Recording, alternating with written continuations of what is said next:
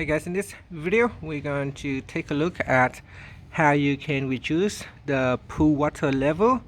Now sometimes you might need to carry out a repair, or if you have too much water you would like to reduce it, then you can do so. So the water level at the moment that I have is low, but I want to perform some repairs on the tiles and the grout.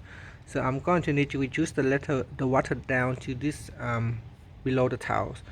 So we need to go ahead to the pump filter. Okay, here is the pump filter. Make sure your pump is switched off. So everything is switched off. It's not good to change your filter when there are moving parts. Do not change this if your pump is on. And once everything is switched off, you want to move it to the waste position. Okay, so move it to the waste position, and then we're going to press on the on button, and this will allow the water to be reduced or lower in your pool.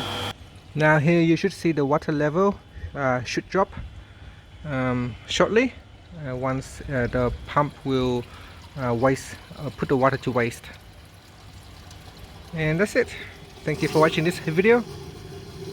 Please subscribe to my channel for more videos.